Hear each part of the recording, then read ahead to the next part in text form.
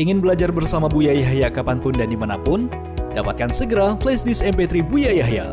Berisikan berbagai materi kajian lengkap bersama Buya Yahya.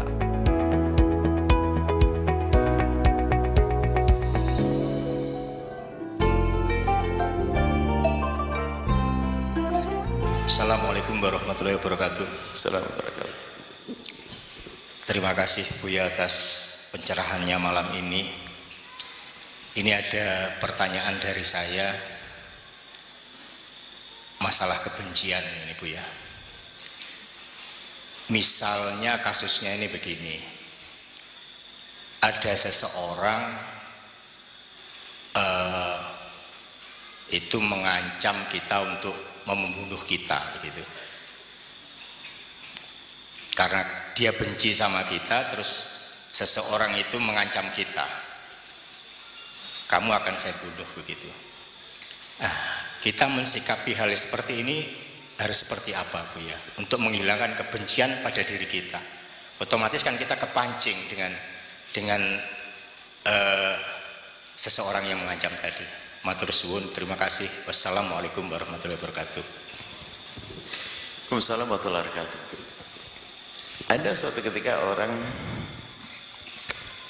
cerita kepada Nabi, ada orang jahat kepadaku, apakah harus aku balas ya Rasulullah? Dijawab oleh baginda Nabi, kalau kamu balas, kamu nggak beda dengan dia. Posisimu sudah benar, jangan balas dong. Kalau balas sama. Biasanya terjadi berantem sampai bunuh-bunuhan itu adalah apa? Kejahatan dibalas dengan tadi. Dia marah, dia bikin kesel. Sebetulnya itu bisikan, sebenarnya dia jadi umpannya setan. Dia jadi umpan setan untuk memancing emosi Anda agar Anda ikut jadi pemarah dan pendendam. Maka dari itu fahami itu umpan setan. Anda diancam oleh seseorang, diganggu oleh seseorang, Anda tidak boleh membalas. Bahkan Anda balas dengan kebaikan.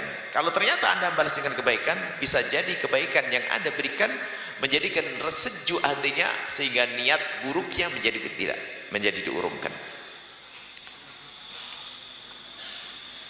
Dan memang setan itu begitu pinter, termasuk kurang lebih semacam itu. Contoh konkret, contoh yang lebih dekat sering terjadi.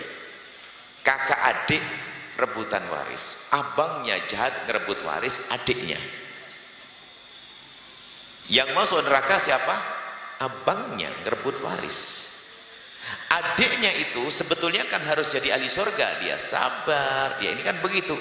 Cuman setan nggak mau kalau ada orang masuk surga. Adiknya itu yang semula sabar, istrinya juga sabar. Perlahan demi perlahan setan tetap menggoda, kamu jangan sabar dong, masa hartamu diambil sama abangmu? Dia masih sabar. Subhanallah, bersama berjalannya waktu bisnis abangnya semakin gede, dianya pas-pasan, bahkan semakin surut. Tak tahunya pas di bulan itu, minggu itu, anaknya telepon berkata, ayah, uang kuliah sudah ditagih nih, malu ya belum bayar uang kuliah katanya. Baru nutup telepon istrinya bilang, Pak, gas habis, listrik belum bayar. Iya. Tidak lama kemudian anaknya telepon lagi. Sudah sehari anaknya telepon 3 kali, istrinya ngomong gasnya habis juga sudah 3 kali. Pusing. Menjelang maghrib abangnya datang ngasih undangan, Dek, besok datang ya undangan syukuran rumah sekalian mau berangkat umroh keluarga. Masya Allah. Iya bang. Mulai kepancing panas dia. Dia lagi susah, ada berita syukuran rumah sama mau berangkat akhirnya apa? Istri yang ngomong lagi begitu langsung nggak kuat. Yang asal tahu aja ya. Kalau seandainya tidak ada yang jahat sama kita akan sengsara amat. Namanya apa sih bang? Loh, kamu belum tahu apa sih? Sebetulnya kita ini gak akan melarat-larat amat kecuali karena hartaku bagianku diambil oleh abangku. Oh gitu bang? Anaknya juga diceritai, mulai panas. Akhirnya apa? Setan tepuk tangan, mulai benci, anaknya benci, istrinya benci, dia benci. Akhirnya amalnya nggak diterima nanti pada akhirnya. Dan benci nggak boleh. Oke lah marah, tapi nggak boleh sampai benci dan dendam. Maksudnya apa? Maksudnya adalah jawaban untuk pertanyaan. Nggak boleh kepancing. Justru kalau menghadapi orang yang seperti itu, ngancam marah, ngancam bunuh dan sebagainya, ngancam membunuh itu bukan membunuh, kadang menginginkan sesuatu. Dia mengancam membunuh Anda bukan karena ingin mematikan Anda.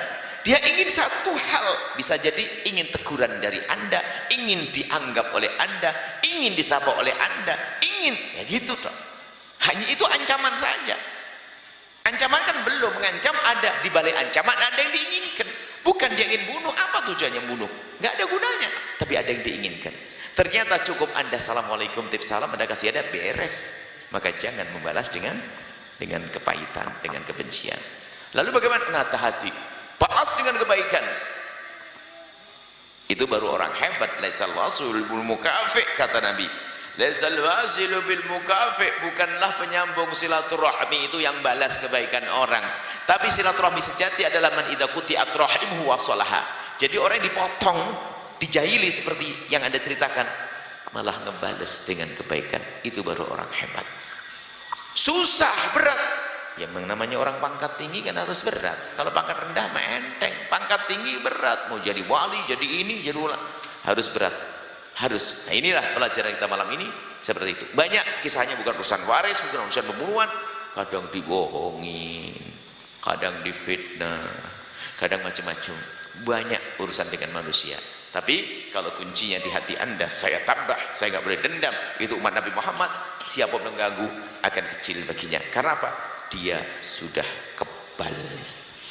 kebal dengan ilmu pembersih hatinya. Wallahu a'lam bishawab.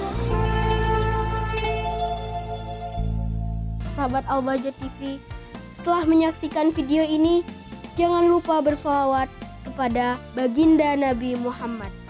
Shollu ala Nabi Muhammad. Allahumma sholli alaihi wa ala alihi wa sahbihi.